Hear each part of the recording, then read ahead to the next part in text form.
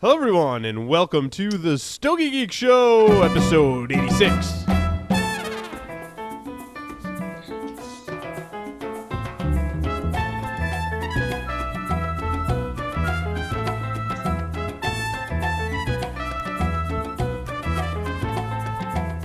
This episode is sponsored by Mr. J's Havana Smoke Shop, located here in Rhode Island. They have an outstanding selection of premium handmade cigars. Visit them on the web at mrjhavana.com. And by the Havana Cigar Club, located in Warwick, Rhode Island. It's a great place to enjoy a drink and a cigar. Stogie Geeks listeners can find a $5 off coupon on our website by clicking on the HCC logo. And by Debonair Cigars. Visit stogiegeeks.com/debonair for a list of retailers who carry Debonair cigars. Buy some today and get a little more debonair. And by Ocean State Cigars. Try the J. Grotto series, including the Connecticut Shade Silk and limited edition J. Grotto Reserva lines. Visit them on the web at oceanstatecigars.com for a full list of retailers near you. Hello, everyone, and welcome to this episode of the Stogie Geek Show. I'm your host, Paul Asadorian. Very, very happy to be here this evening with the illustrious Stogie Geeks crew. Starting to my right, Mr. Mark Jr.'s in studio here. Welcome, Mark. I've never been called illustrious before. You are. There's a whole lot of illustriousness to go around, too. Did I? Is that my outside I think you hit on or it. inside? That was supposed to be an inside voice. Anyway, speaking of misusing your inside voice, Mr. Stogie Santa is in studio. Welcome, Stogie Santa, to the show. Oh, good evening, everybody. On the lines via Skype, Mr. Will Cooper. Greetings, everybody. It's good to have you on the show tonight, Will. Thank you. Glad I made it. It's been a long week for a lot of us. Yeah. And very glad to have our next very special guest. I think before, you know what, Will, I'll let you introduce our smoke of the week, which will lead into our guest. How does that sound? That sounds good. So our guest told us right before the show that the cigar we're smoking was described as a relic, and that's meant in a good way. In that That's how we refer to Stogie Santa sometimes. But. Yeah, we most of the time. It is what it is. We're smoking the Viaje Platino in the Lancero with the 38 ring gauge. And this cigar is made by our very special guest, Mr. Andre Farkus of Viaje Cigars himself. Welcome, Andre.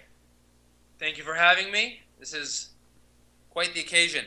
Yes, it's wonderful to have you on the show, Andre. I was wondering if you could tell us a little more about our smoke of the week here, the Platino Lancero. That is a smoke of the week? Oh, I didn't even realize. Okay. Yes, it is. We're all smoking it right now. Oh, okay. And we're going to give our we may even give our opinions about it throughout the show. Well, the Platino Lancero is it's a traditional Lancero with a 38 ring gauge. But we don't make it anymore. It's something that we decided to switch over to. It's a very thin. The gauge is so thin that we were having a lot of trouble with it, so we decided to switch over to a little bit of a non-traditional 40 ring gauge. So for future productions. So what you guys are smoking, if those are all 38s, those are a thing of the past. We probably won't be making those ever again. So that's got some good age on them. You guys hear me? Yes. Oh, absolutely. Yeah, perfect. Oh, good. Amazing, this technology. Yes. But yeah, so good for you guys to get your hands on some of those. So are there new Lancero sizes coming out? That's a great question. In 2011, okay, that's going back 3 years, I decided to embark on a small project called Trifecta. And some of the nerds out there, and I include myself in that category, some of the cigar nerds out there will know what I'm talking about, but most will not because I didn't publicize it too much. But Trifecta was a project in 2011 that we were going to release. Actually, I didn't even really talk about it a whole lot, so we'll talk about it now. It's 3 different Lancero 10-packs in one box. So I did the Platino, I did the Oro, got those knocked out of the way, and then I was going to introduce something new called Plata Lancero. Same size, just a new blend. We couldn't nail it. It got shuffled around because I've got so many projects constantly, and it just kind of got forgotten about. So what's important to understand here is the Oro and the Platino, those were rolled in 2011 and have been sitting in our age room since then. Plata was just rolled about 3 months ago, so we're looking to release the completed and forgotten about trifecta next month that will feature Platino and Oro with 3+ years on it, and Plata, which is a new cigar, with about 3 to 4 months. Interesting. I can't even contain my Did that make excitement. any sense? Yes. Yeah, I can't even contain my excitement right now, Andre. So in terms of vintage, I mean, I've released some things with a year or so on them, but I've never done anything like this. And the only reason why, it wasn't anything that we planned. It just we couldn't get the whole project together. And because my slate is so full, it just kept getting bump. But this year I said, we're going to do it, so it's coming. That's So awesome. they're going to be the 40 ring gauge Lanceros? Yeah. So Platino you've had, Oro you've never had. So this will be the debut of Oro and debut of something called Plata. So I'll have the silver, I'll have the gold, and I'll have the platinum. It's awesome. Yeah, should be good. The cigars are, I mean, as you can imagine, they're smoking really well. What can you tell us about the Plata blend? It bridges the gap between Platino and Oro. So if Platino's in terms of strength is at the bottom, it'll go Plata, and then it'll go Oro. But I have a hard time with these types of questions, and that's part of the reason why I don't talk a whole lot about my blends. Is if you talk too much about it, people will hear you, and then they'll say, "Oh, well, I may not like that cigar," without even trying it. And I'll give you an example. It's a fair point. I was at an event, and this guy was telling me how he didn't like Maduro, and I said, okay. I go, have you tried a lot of Maduro? He's like, yeah, I tried a few. I didn't like it. So I said, all right, we'll try this one. He's like, what is it? I go, it's not Maduro. It's just a cigar. I want you to try. So he smoked it, and he loves it. Yeah, he's like, I got to get more. Where do I get it? I said, well, you just smoked a Maduro. So what I'm trying to say is that if you say something and people have maybe preconceived notions about it, you may stop them from trying something that they may like. You know what I mean? Does that make sense? Yes. Yeah. All I- fair point. Power suggestion does play. I had no preconceived notions when I first started smoking your brand, Andre. It actually came into one of our sponsors, Mr. J's Havana Smoke Shop, and what was that? 4 years ago, 5 years ago? 3, 4. What, that we started up with him? Yeah. They Yeah, came it's in been a a while, local yeah, shop, yeah. and they, Mark and Paul both were super excited about bringing in Viaje, and I started smoking all the stuff that they brought in, and I liked everything that you guys brought in. Thank you. Certain things better than others, but everything was just so awesome. And one of the blends that had come in, I think it was the first one to come in, was the 50-50 blend. And to me, there was two different blends, right, that you labeled under 50-50. So I was hoping you kind of explain. I want to hear about the concept of the 50-50 because I think it's so unique, and then some of the different types of the 50-50 style that you came out with. Well, as you know, we try to innovate. We try not to come out with traditional things. We try to do innovative sizes and packaging and blending, etc. So years and years ago, because, I'm trying to think. 50-50 was introduced at the IPCPR New Orleans, maybe maybe you guys can help me out, 4 or 5 years ago? I think it was 2010? 09. Let's see. Was it 09 or 10? It was the first New Orleans, not Yeah, the it second. was 09. Right. 09. 09, okay. So I was sitting on my balcony, and I was smoking. I had one of my favorite cigars out, and then I smoked another one. I loved them so much, and the thought came, could I get these two in one? So I approached my factory, and as usual, they told me to get out of here with my crazy ideas. Said, look, it's something I'd actually like to pursue. Do you think we could do it? And the idea was to get two different blends and put them together in the same cigar. A lot of trial and error, a lot of cuss words, and time later, we actually managed to figure it out. And the difficult part was meshing the two blends so that it burned seamlessly. And even now, sometimes you may get a little funky burn as it burns from one blend into the other. but we did it. And what's cool is as you go along and you're smoking, at the halfway point, sometimes you'll see the ash change color. It'll change consistency because you're literally burning from one blend into another blend. So it's as if you have two separate cigars and we pop them together. So there's the red version and there's the black version. The black being far more, has a lot more strength, more robust. Mm-hmm. Yeah, and there was always this great debate when those cigars first came in about which one you liked better. Did you like the red better? Did you like the black better? And it was pretty much a split of 50-50 between people who like the red and the black. Would you say? I'll tell you what, we had a couple fairly large guys that would sit at the booth, and after smoking one, they couldn't get up for a while. So the black is definitely on the stronger side. Yeah. It's a great project, and we don't release it a whole lot only because it takes 4 times the amount of time a normal cigar takes to roll. The whole factory comes to a grinding halt. So yeah, I don't know. I do it now every couple few years. Yeah. See, Will had to correct me because when we were preparing for the interview, I said, "Well, Andre's not making those anymore." He's like, "Oh no, they're gonna come back out someday." So is there a planned release for the 50-50 blends to come out? I'm slated now through 2015, and it is not on the slate. We just released it though, I think last year. Last year, okay. So it'll be a few before we do it again. I got you. And it's good. It's a good question because I don't think most people know what 50-50 even means. Oh, great. I love I need to make a shelf talker. Yeah, the blacks were my favorite, me too. personally. The reds were my favorite. It's pretty funny.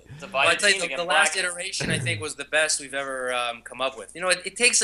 When you're working with the factory, some of the things we do, it takes time to perfect. And I get criticized a lot about having smokes that may not burn perfectly at first or whatever, maybe a little bit wet. And the reason for that is we're always trying to push the envelope. I could release Robustos and Toros all day.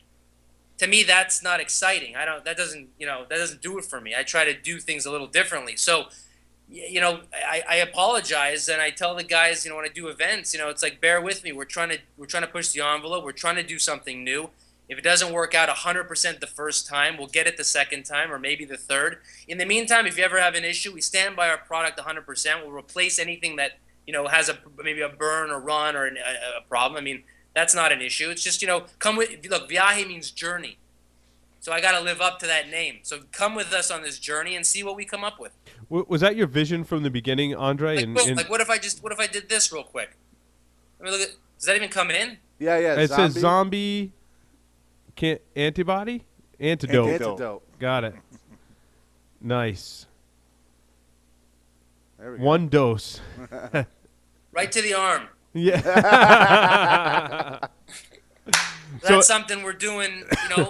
Again, we're pushing the envelope. We got a syringe as a cigar. An exclusive here. I've never talked about this in my life. We're doing this coming up in April for our annual zombie event. So if you don't want to turn into a zombie, you got to grab one of these.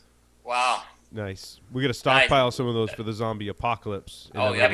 Right in time for The Walking Dead to be You see, done. this is a difficult shape to roll. This is not a standard shape. So it's a lot of trial and error. So I say, come with me on the journey. There may be mistakes. We're going to have some fun together. So now, you didn't recommend you smoke the antidote like after you smoke the zombie branded cigar, or is that? You can do whatever you want. There's okay. no. There's no rules. Want me to give you the whole story with the zombie? Yeah, go ahead. Sure, please.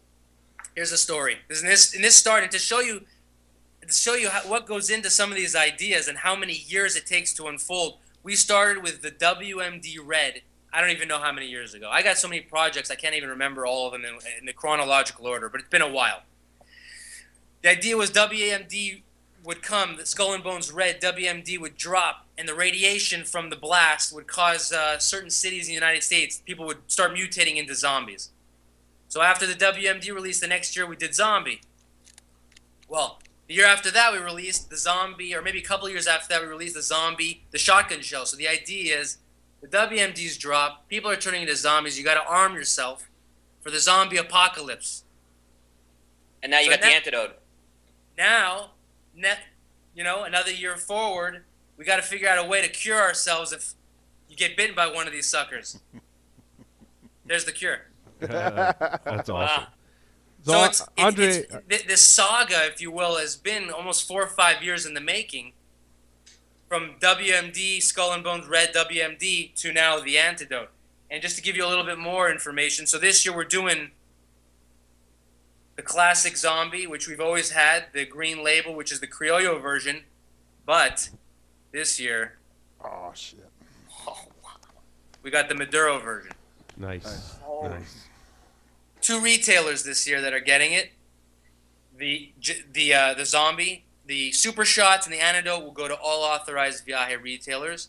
But the zombie cigar themselves are going to 2 retailers, Arfield in Hawaii and Atlantic in Pennsylvania. And we're actually doing, you guys are invited. I want to see you guys there if you can. We're doing the, let me see, I think I got the information here. We're doing the zombie release party in Hawaii, Saturday, April 26th at the Hawaii Prince Hotel in Waikiki. Oh, And I've done wow. an event with them before. It's incredible. So if I you guys think can I'm make actually. it out, I'm please, supposed it's to beautiful. be. This is Hawaii. I don't know if you've heard of it, but it's nice. I'm supposed to be in North Carolina, but I think Hawaii You're not- trump. Yeah, you're not Hawaii coming, trumps Paul. North Carolina. Sorry. Well, look, I hope I didn't bore you with all that information because it's a lot, but I wanted to get, I No, wanted to thank get you for that- sharing that. Thank you very much. With us. Yes. So, Andre, was there a particular influence for the zombie series? Are you like a zombie movie fan, or it was just something that you decided to do, or is there some kind of backstory there? Not at the time. When I first released Zombie, it was not this shape. It was not the round head and torpedo foot. When I first released it, the first iteration was a triple capped head, triple cap foot. And I don't know why. This is before I started watching The Walking Dead, which I absolutely love. Me too. But that show had my no favorite influence show. on this. I think this was even before the show. When we were rolling that triple cap head foot combo, and I was looking at them all on the table, for whatever reason, I said to myself, they look like a little cigar zombie army. And then the name came, and that's where zombie came from. I guess I'm trying to think. I think it was originally a different project, and then we went into the whole zombie thing. Excellent. Andre, you seem to be a fan of the Argonosa tobacco. Can you explain briefly what that is and what draws you to it? More than a fan. I mean, it's at this point we're like family. I started in Nicaragua with Hoyta, Nicaragua, and I don't know if you guys want to hear that whole story, but I moved over to Casa Fernandez. With the factory's Topsa. We actually don't roll at Topsa. We roll at right. I'm doing pointing like this as if Raíces is over my shoulder and Topsa is over here, but we don't actually roll at Topsa. We roll it in Raíces in Honduras. But when I moved from Hoyta, Nicaragua, I met up with the guys over at Casa Fernandez, and man, I fell in love with it. I asked them to blend something for me. We sat down, we did it. It hit it on the mark, and honestly, the rest is history. I have never made a cigar with anyone else. How did you link up with Casa Fernandez in the beginning? Well, I'd been in the industry. I've been doing this pretty much on and off since '98. So I knew I had a ton of people that I knew. So when I ended my stay with Hoyta, Nicaragua, I had heard of the president of the company. Eduardo Fernandez owns it, but the president, his name is a guy named Paul Palmer. I had heard of him, and so I reached out, and we hit it off. And we made a great cigar together, and we continue to do it. But again, not to confuse people, the tobacco is all Aganorsa leaf, all grown in Nicaragua for the most part. I use some Maduro from San Andreas, but the tobacco for the most part is all Aganorsa leaf. But we just roll. We use a factory in Honduras. I gotcha. Well, you also had a question in there about the Medio Tempo. Yep. So, Andre, you just recently released the Exclusivo Leaded. But by the way, it's a great cigar. And Medio Tiempo is kind of a staple that comes out of the Aganorsa Leaf Farms. Yes. What have your experiences been with it, and can we see more of it maybe in some future blends? I hope so. I love it. We were there. I was at the facility in Esteli, the pre-industry. And we were out there in the age rooms. There's these 2 massive vaults that all just the best tobacco is stored in. And we started pulling leaf, and I was smoking it. And I looked over at all the guys, and I said, "What is this?" Just straight, you know what I mean? We pull it right out of the bale. We roll it right there. It's not mixed with anything else. You can taste how things are progressing. And I said to the guy, I said, this is unbelievable. What is this? And then we went into what medio tiempo is, and I just fell in love with it. So yes, I hope to use it. It's scarce. It's not plentiful. It's hard to actually. It takes a keen eye to actually locate and spot, and then there isn't a whole lot of it. It doesn't grow on every plant, as you guys probably know. So yeah, as much as I can get my hands on for my more robust lines, I will be trying to use as much of it as I can. And it's a high priming leaf, right? So it's higher than the Ligero, right? Yeah. So what are the nerdy facts about it for our cigar nerds out there? I think it's 10% of plants produce it, and again, you have to know what you're doing. I mean, myself, I've limited time in the field. It would be hard for me to locate every plant that has it. But these guys, they're the pros. They do this is what they've been doing since they're children. So if they locate it, they separate it and go through the process that they would with any other leaf. It's just hard to hard to spot, and it doesn't grow on every single plant. So when you get it, it's like finding gold. Mm. But yeah, he's right. So it's above the Ligero plant. It shoots out, and they're smaller leaves. Interesting. Yeah. Mark Jr., you had a question in there about small batch releases. Yeah. I as well as Paul and Mark here have been, following your brand for quite some time, and really loved your core line releases, the Platino and the Oro, and then what was it? Not core anymore. Well, right. Previously core releases, right? Yeah. And then you switched over to this exclusive model of small batch releases, right? Yep. And it seems to be very successful with the people you see on forums and stuff, and it's created this buzz, right? But how has that been for you, like as a business model? Very, very, very difficult. I don't know if you can see, but I have a wisp of gray here. I can see it. I see it. No, wait till you get all the gray like this, and then you'll realize. Yeah, well, it's coming. So it's the hardest thing in the world to do. I don't advise it. It was my vision for my company when I first started.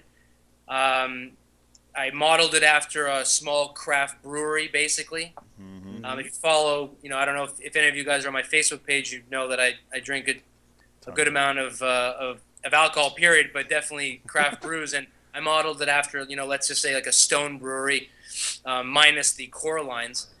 And that was my vision, and it's kind of turned out. Look, in the beginning, I just hoped that people would enjoy what I was doing. And so far they have, so I'm blessed. But we started out more traditional with core lines, and then once we gained traction and people knew what Viaje was, especially after the -- 2 cigar of the year with Cigar Aficionado, we switched over, changed everything small batch, and that's where we've been now. It's very, very difficult. When you have a consistent operation rolling the same thing day in, day out, it leaves very little room for error, because they know what they're doing. It's the same leaf every time, and they're just pumping it out. But what I do is I'll roll something in a very, very small quantity, and then you may not see it for 2 years. So when I got to roll it again, they have to relearn what the blend is. And that also contributes to a lot of the issues we had last year with consistency. When Viaje came in, they didn't know what to make of this thing. Here was this crazy white guy coming in asking for all these different blends and different crazy sizes, and it was really, really difficult. But I'm glad to say 2014 is going to be a very special year for Viaje. I think you're going to find the most consistency that we've probably ever had since we started. And that's only because, like I said in the beginning, we've put in our time, we've paid our dues, and now we'll finally be able to see the fruits of our labor in the sense of quality and consistency, because we've been doing this now for so long. They know what to expect. But it is very difficult. I have anxiety every day because certain cigars that need to come out on certain dates may get pushed or bumped, and it's a constant battle. I mean, if you would see how many people, how many hands go into not only just creating one cigar, but the entire package that you see on the shelf when you walk into your B&M, you would not believe it, and you would tell me, not only am I crazy, but I should just get out of the business.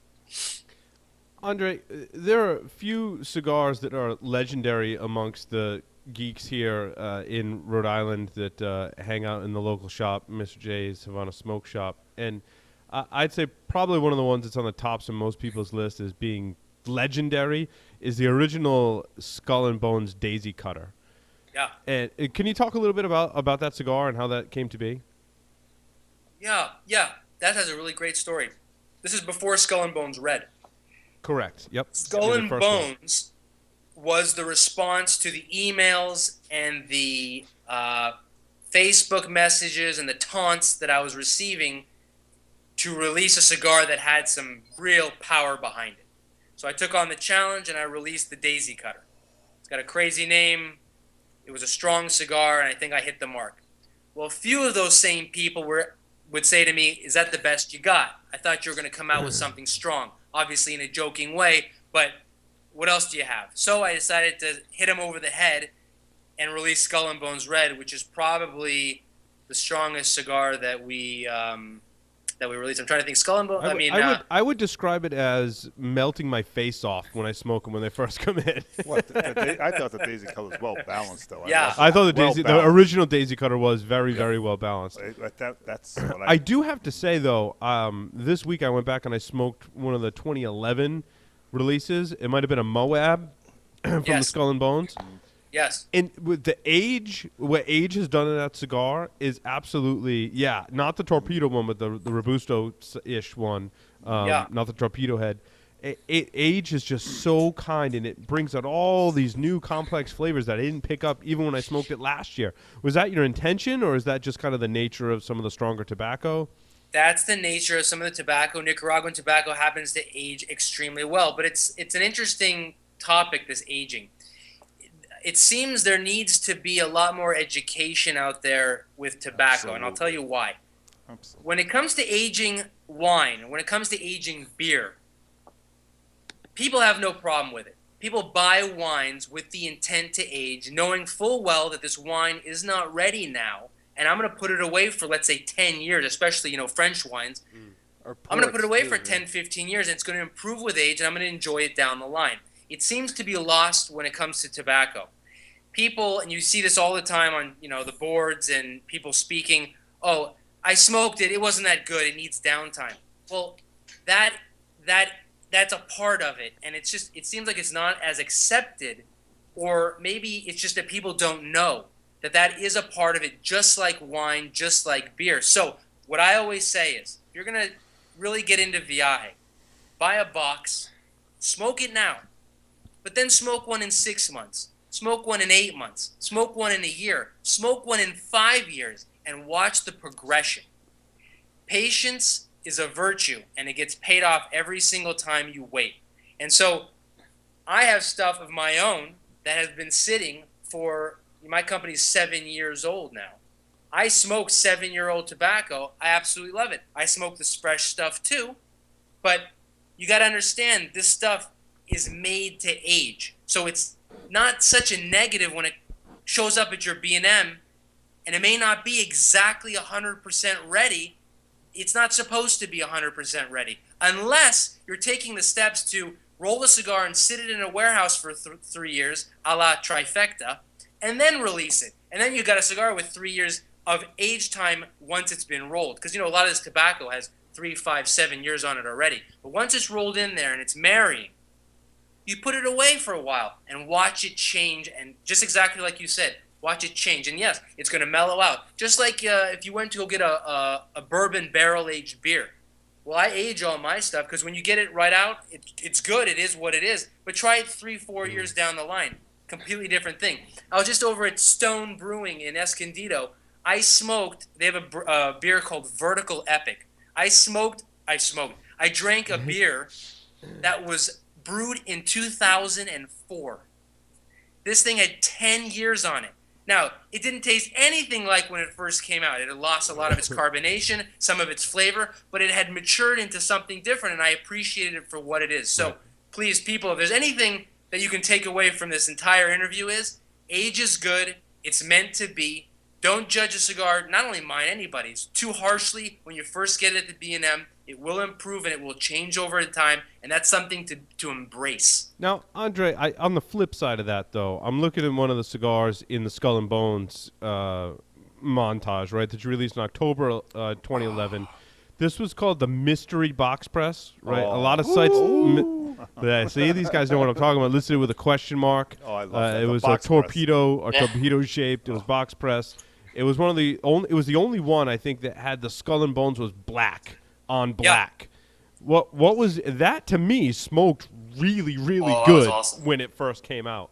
What was? I mean, what was different about that blend? I mean, obviously, you know, if you don't want to release your secrets about it, but mystery was in the name, and it was very mysterious to me because it was one of those ones that smoked so good right out of the gate. Well, the mystery was my original Halloween cigar, and the idea was the Skull and Bones had a menacing look to it, so I decided to release a special Skull and Bones for Halloween. So you'd have all the other ones released whenever during the year, and then for Halloween, you'd see a Skull and Bones in a mystery shape. No one would know, not even the retailers, even people in my office didn't know, until we actually shipped the retailer, and it would show up on the invoice, and everyone could have fun with the new size. So that's where the question mark came. It was just something to look forward to every single year. That box press version, just a way to separate the round versus the box press. We decided to go black on that one. So the black on blacks all had the box press Skull and Bones Mysteries all had a black on black band, and the regular ones that were rolled round had a glow in the dark band on. So that was just a differentiation.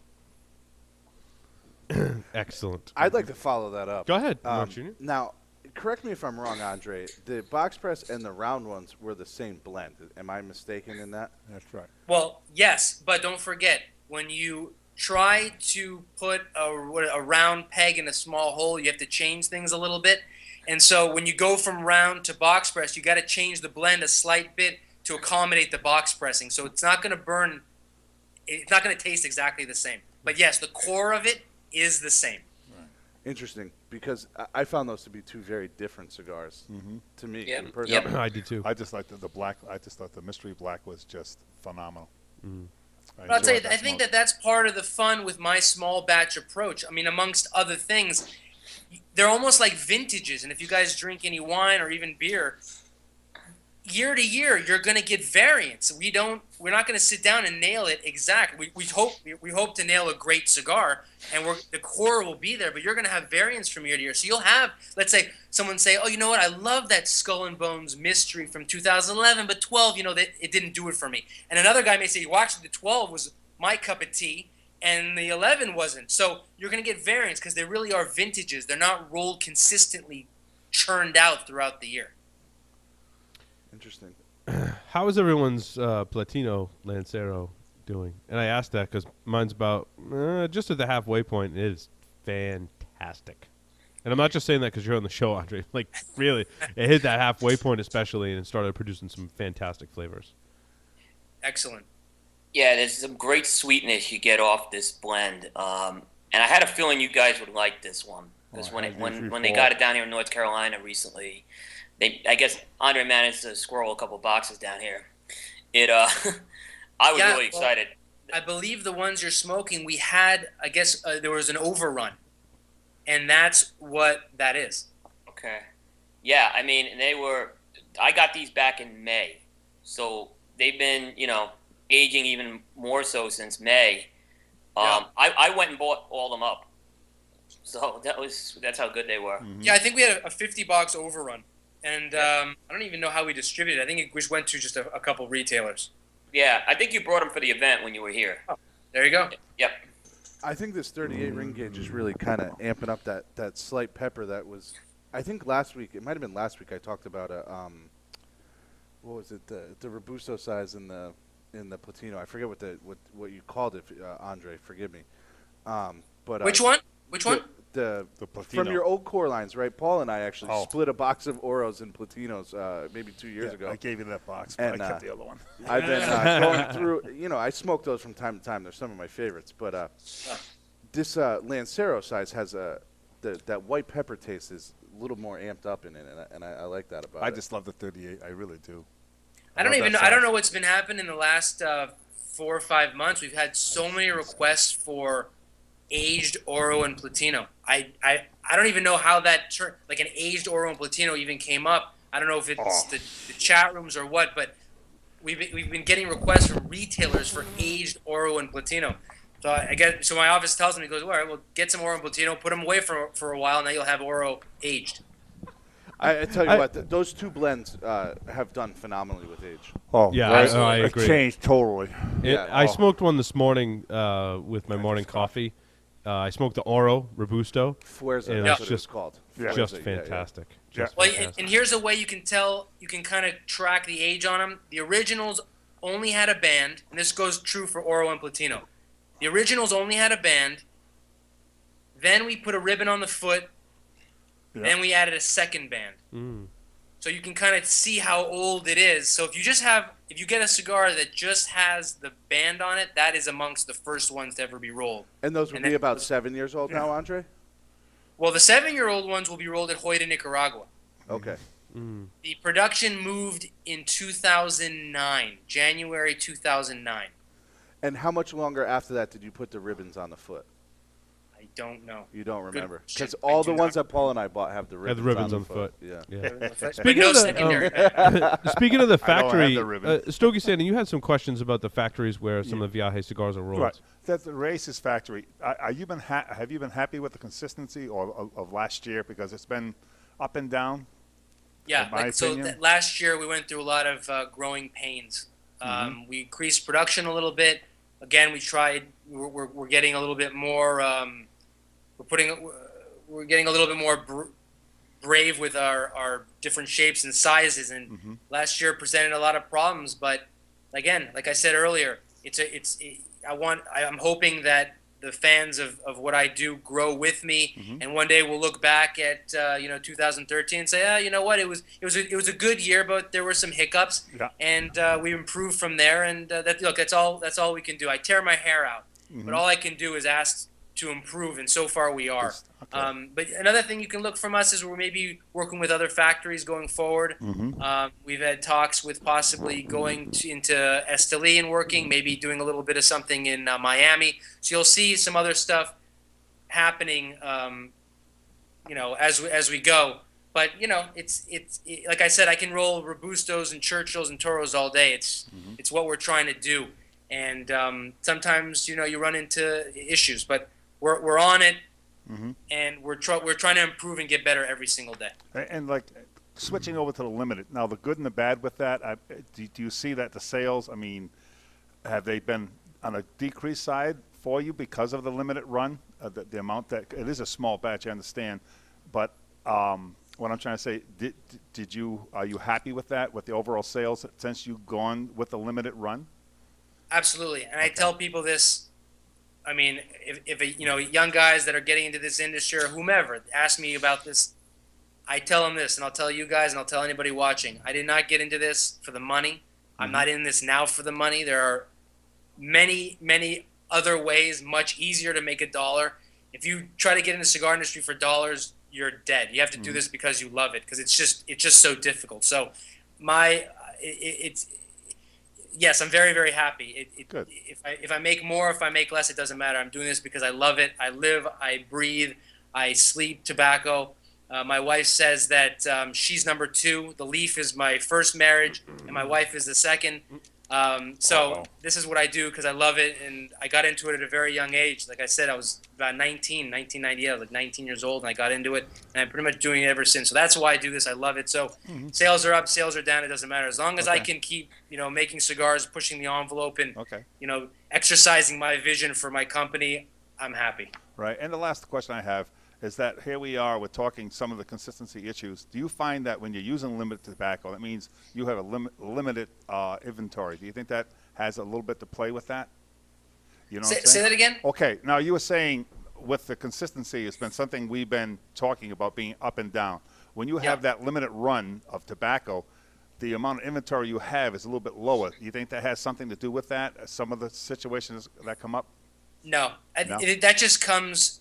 It just comes from consistency. It comes from doing the same thing over and over and over again. So, when I first introduced this shape, it didn't burn as well as it burns now. I mean, it's a new thing. So, the consistency will come with consistency. It really doesn't have anything to do with the tobacco. Yeah, sometimes some of the issues we had, some of the tobacco used was really, really thick. Yeah. We didn't realize it would throw the burn off being so thick, so that was an issue. But mostly it just comes from doing it over and over again, getting good at what you do, and then the consistency comes from that. Interesting. Well, you had some questions about the white label project, which I think is a really good segue. It's something we haven't Yeah. talked about yet. Yeah, so Andre, I guess if you could explain to folks what the white label project is first, and then I have a couple of follow-ups to that, because I think Sure. a lot of folks may be confused on what it is. No problem. So the white label project, what? So I would, I don't. This thing doesn't stop. Even when I'm sleeping, it's going. And I'll literally wake up in the middle of the night, write something down, and go with it the next day. And there's like a new line. It's just constantly going. So I wanted to come out. I needed a vehicle to release projects without having to go through all of the packaging issues. Packaging is so time consuming. It's so arduous. If I can just forget about packaging and just come up with an idea, a blend, something, when we're sitting at the round table and we like a certain type of tobacco and we just want to go with it, I don't have to worry about the packaging aspect, the labels, blah, blah, blah. So White Label Project was a vehicle that allowed me to come out with a blend in no time, flat, release it to people and get their take on what they think. It could be a test blend. It could be the factory. Let's say they made a mistake and they used the wrong mold for something, and now here I am with a cigar that doesn't fit into a box that I made because it's too thick. Well, boom, the tobacco's great, the cigar is great. What do I do with it? I can release it as a white label project. There's just so many avenues, so many different things you can do with that vehicle. So that's what White Label Project is. It just allows me to release things quickly to people without having to worry about all the packaging. What's been like the best thing you think to come out of the white label project? Because some of the things have taken off really good. I'll tell you, we rolled the 50-50 red using Criollo, I remember that. and that was awesome. Why we didn't release it, I don't know. What else has come out of the White Label Project? Trying to think.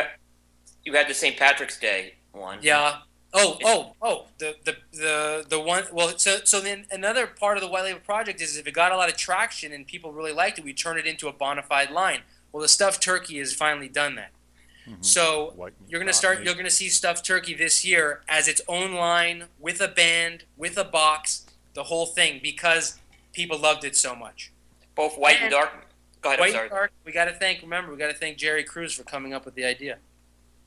That's Now, right. are those blends meant to be smoked like after you eat turkey, or? It doesn't have to be it's, so it's literal. when you no. stuff it. It's just he came out with it. I do a lot of theme releases, and he says, I forget. You can watch the video. It's on their site. He said something like, "You guys haven't done anything. We're going to see something for Thanksgiving, a stuffed turkey or something like that." And I was like, I dismissed it at the time, but later I thought, it's a good idea. Let's come out with a nice fat cigar. We'll call it a stuffed turkey. So no, it's just meant to be themed and fun and something to smoke.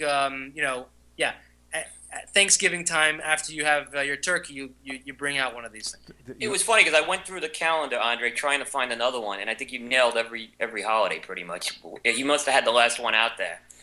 Well, we were thinking of doing something for Cinco de Mayo, but I think Sam took it. Well, yep, he announced something on that. Yeah. You know what I love about the Platino? The aroma of the smoke.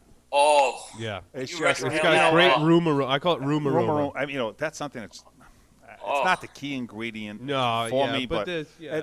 I love smelling the smoke. I think to me the Platino that's my personal favorite. I'm just It's a tribute to the tobacco, and if one day I have my way and I can finally put a little tour of the area together, which I've been trying to for the last couple of years, you guys come down with me and I'll show you leaf like you've never seen it before. These farms that we use are some of the best farms on the planet. Mhm. And that is really what you're getting, is this beautiful tobacco that Aganorsa produces. it's just a lovely aroma. Andre, speaking of the themed releases, I'm just thinking of some of the ones you've released for the 4th of July. Can you describe some of the ways which you came up with some of those different blends, such as TNT and others? They were all around fireworks. I wanted a cigar that was designated a 4th of July stick to watch around the fireworks. So you're out there for a long time. Anytime I've ever gone, it's 2+ hours sometimes from getting out there. You set up the lawn chairs and you're watching the show and all that. The kids are running around, whatever. It's like it's a good amount of time. So we came out with, and I think it's an appropriate name. We came out with TNT, a thick 6.25 by 54 ring gauge. It affords you the time, great flavor. You can sit back and do the whole thing with one cigar. And then of course we went forward, and out of TNT came C4, and then I thought, let's actually do a firework, and we came out with the Roman candle. So that was the idea behind all that. I love that original TNT. Yeah, the original. Oh, The original TNT. This rocked my year, world. we may see a new factory producing TNT, C4, and Roman candle. Nice. and I'll tell you one thing. It was funny. I grabbed that candy cane. You talk about age, what it does for that cigar. Is that a release that we're going to see again, Andre? TNT? No, the candy cane. So this last year we did the Christmas trees, and I think we may alternate every other year. I don't know, but this year we're supposed to see candy cane and then a slight iteration of the candy cane. So yeah, it's slated. We'll just see if we can pull it off. That holiday blend has been one of my favorite seasonal releases of years. Yeah, the holiday and blend. I've loved to try the different years they've gone along. What was the first year? 210, was it? Nine. Nine. I got That one one. in That here. was the two. Yeah. Oh I got my God. 09s and 010s. The 09s 09s was my and favorite. 2010s. The first are all my Sorry, favorites. original ones. we're in cigar geek heaven right now, Andre. So Yeah. that is what We're it just is. reminiscing now. Forgive us. It's actually one of the cigars that put Viaje in the minds of many. That 2009 holiday blend release. And you know what's funny? This is kind of like on a side note about aging a cigar. It has a lot to do with it. You know, it was so funny. I had a gentleman come in and he said, "I wasn't aging as well as yours." I happen to use, thermoelectric humidor in mine. I happen to like temperature control is what I'm trying to say. Makes a Sure. big difference. It really does. Some I people agree. that have a lower temperature, lower humidity. I'm preaching to the choir between the five of us here. It makes a major difference. Well, when it comes to my tobacco, and I would say it's Nicaraguan, lower humidity. Oh, That- absolutely. The old 70-70 is No, not. out the No. door. Mine's 64, 65, right around there. Yeah, Yep. and I Turbo keep my temperature humidor year round. Well, we have a whole room that's a humidor. It's Mm-hmm. this massive room. I keep it at 69 degrees year round. Yeah, mine's. I It just love fluctuates, depending, but it's roughly around 67 to 69 degrees. Because moisture, as you know, can play a tricky element to a cigar. No doubt about it. No doubt about it. Not just Andre- the burning of it, but the flavor. When the Satori blends came out, they had a very, very dark Oscuro wrapper. Yeah. People talk about dying and all that stuff, but what's the story behind the Satori and the dark wrapper? The story behind Satori, that's what brought Will and I together. Absolutely. I feel like I should be playing So Happy So Together let me now say in the this. background. or Viaje something. first. Let me get it right. Happy Viaje first, together. cigar making, Weiss second, and Will third. Yeah. No, he came by. We were at the trade show, and the first time I met him, he told me, he said, "Satori, best in show." I said, "Wow." I said, "Thank you so much. Who are you?" And our romance started.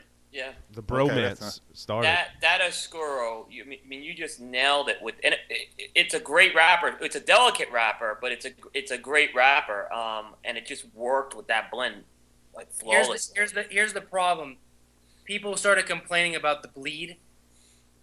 That's just a part of what it takes to make the wrapper, but you can't educate every single person in the world. And there were so many people that were complaining about it. We switched it to just a slightly lighter Maduro, and it took care of the problem. And I'm hoping, at least for my taste, the flavor didn't. There was no sacrifice in flavor. So we're going to see more Satoris in different Yeah. sizes?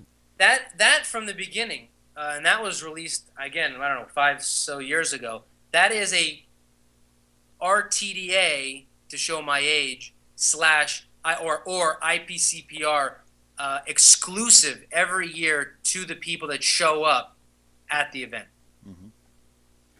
So it's my way of thanking people. It's my way of supporting this great IPCPR, which I think is such a fantastic organization. So if you're a retailer that you actually come, you take the time, you show up, and you support this thing, I have a special cigar for you that I don't give to anyone else that doesn't actually attend the show. I'll tell you, here's one of my favorite cigars that I think Andre put out. In my personal, remember the little shorts. Oh. The exclusive. Oh, Yeah. that line. You talk about consistency. I'm going to tell you something. In my humble opinion, that line. You talk about consistency. Any There's line one that- problem with that cigar. What's that? They were like $20 a piece. You know, I just don't care. You know something? Whatever production cigar, no matter who it is, I always tell people, if it's $10, $20, $30 cigar, where do you get that kind of entertainment?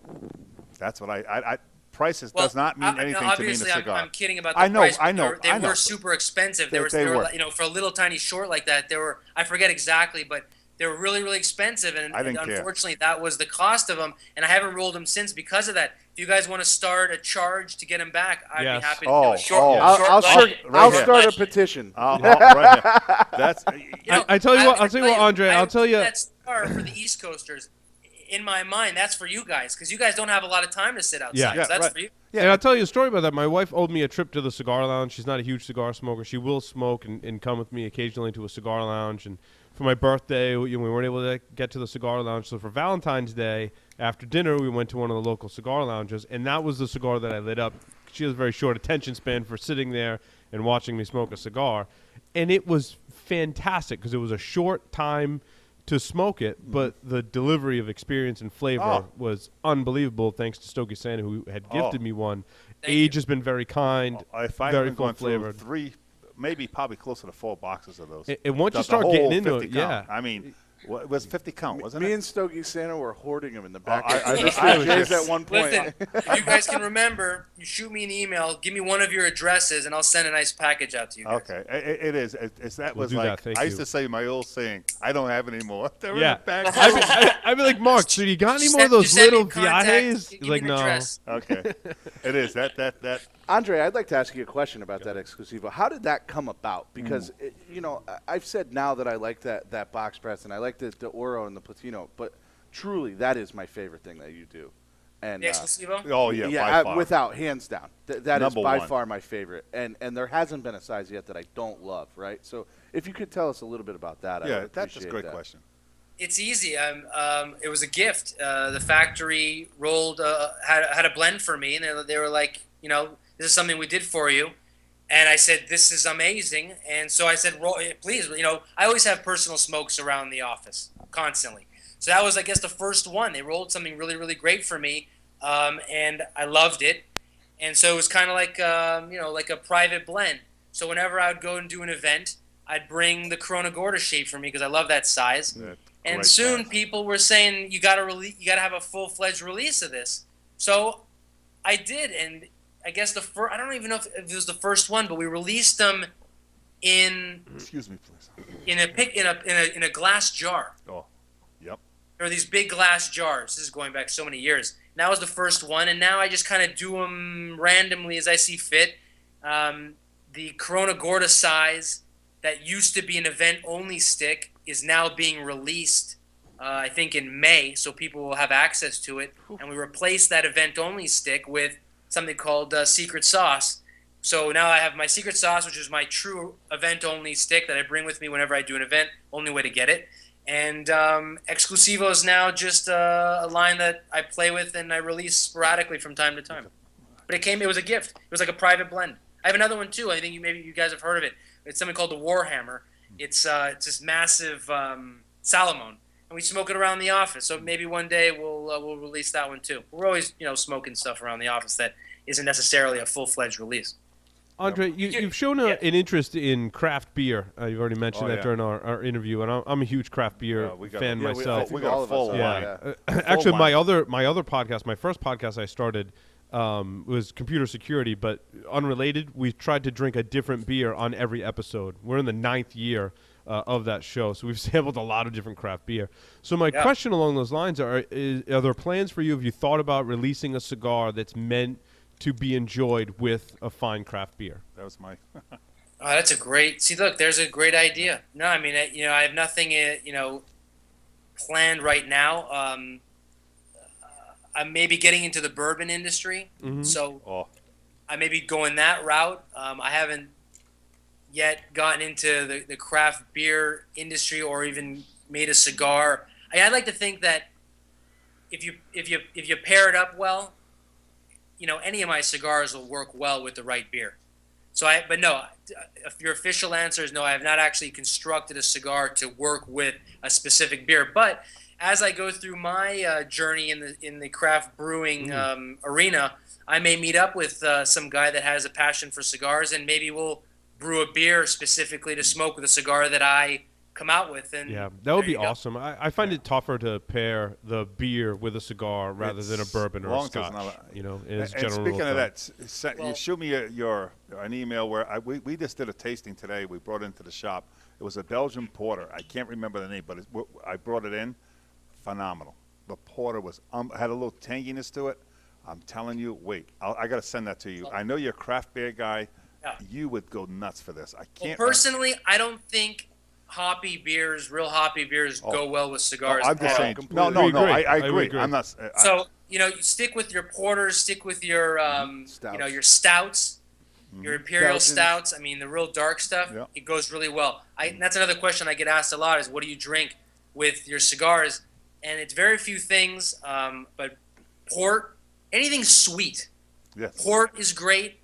Coca-Cola even works, but the carbonation throws me off. But port, certain bourbons, not Scotch. I think Scotch is the antithesis of cigars, unless you get into something really sweet like a Macallan. A Speyside, yeah. Speyside. Something Yeah. aged in sherry casks. You can get away with it, but And for the the other most one, part, Scotch I stay away help from. me with the But pronunciation. bourbons work real well. But anything that has a good sweetness to it works really, really well with cigars. Am I pronouncing? You can help me out. Oshentoshen. Oshentoshen. The triple wood, the sweetness on that. Try that. That is perfect with a cigar. Let me show you what I'm working on. Hold on. Yep. I like that he has the Viaje sweatshirt on. I have one of those sweatshirts. I wear it all the time. I want too. a hoodie. The hoodies are awesome. Yeah. Oh, they are. They are. This is unopened. We're going to be getting into this soon. Oh yeah. Oh, very Fantastic. There we go. That's Balvenie single fantastic. barrel 15-year. Yeah, that's a Speyside right there. Right there. That's really, everything from Balvenie. Yeah. does Yeah, all I know, really I well. agree. We got some of the merchant bottlings out of the Duncan Taylor line. Same thing. Yeah. Yep.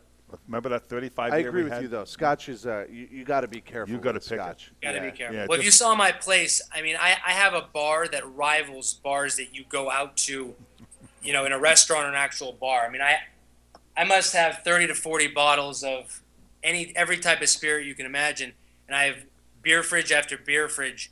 So slowly, my collection is just growing. That's cool.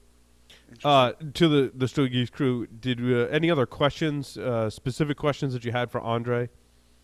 Nope. Just I want to send that. We hit most of them. What are some? Will, did you have a last question there? I got one more.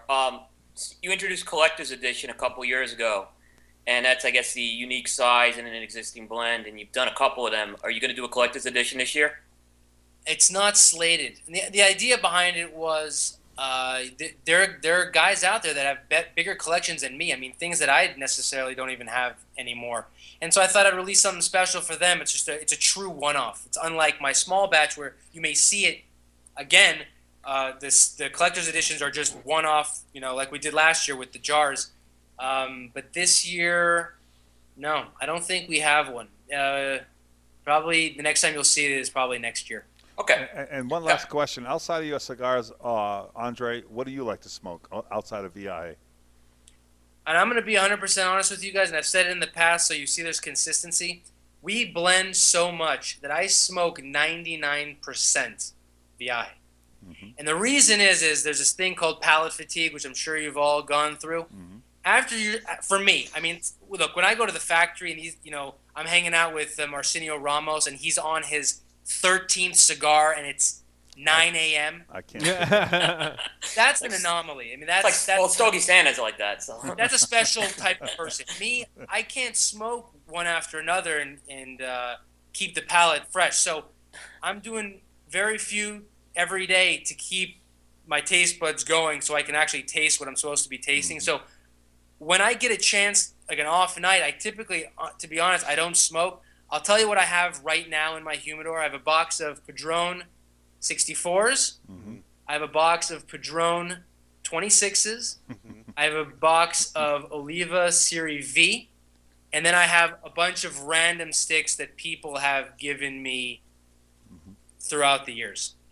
So when I tell you this, it's not meant to be that guy that, he only smokes his own stuff. I wish I could go out into a B&M and start picking and smoking different things, but I smoke so much of my own stuff that I literally don't have the time. I mean, I'd love to get out there and see more of, what's being offered. And I do typically at events, some people will hand me sticks and I'll smoke them there.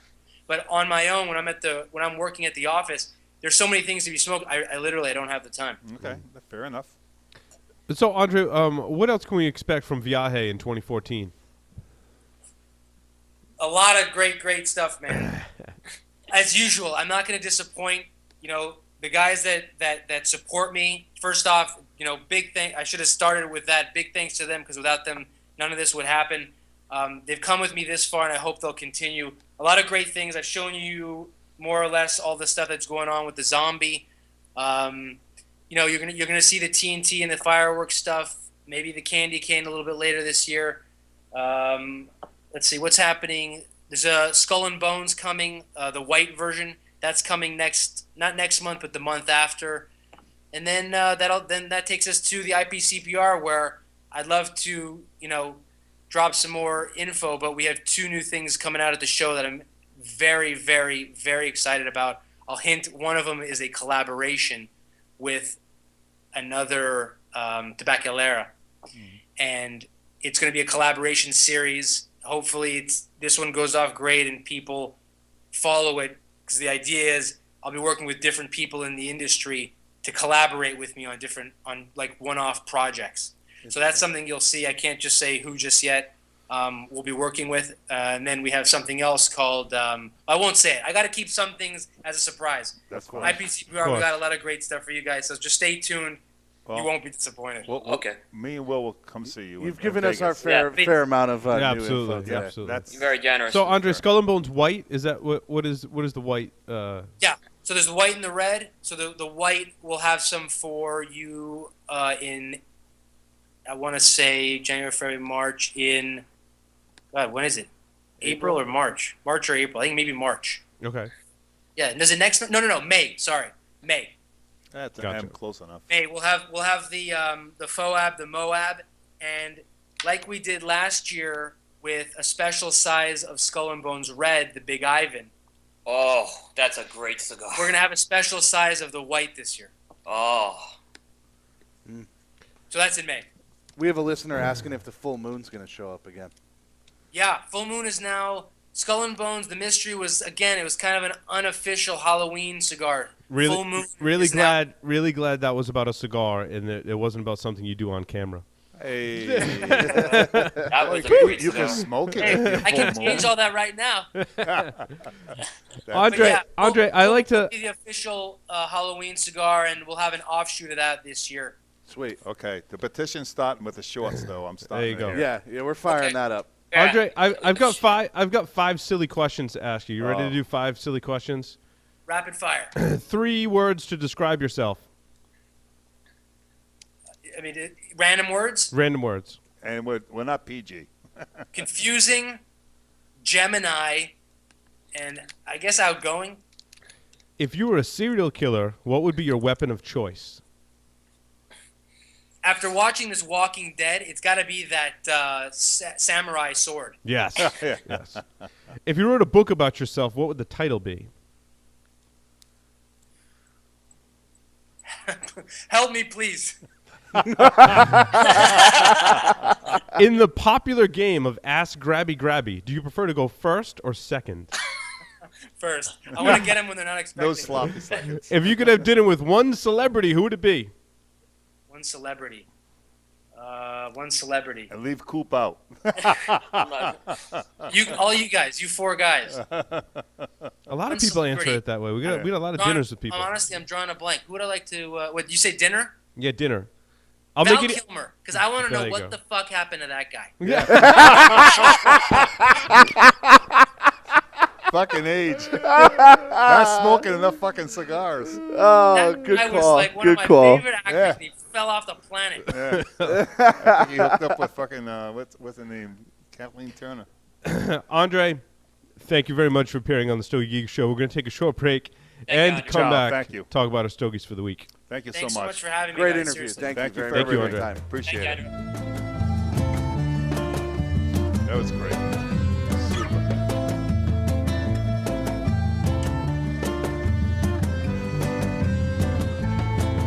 That was cool.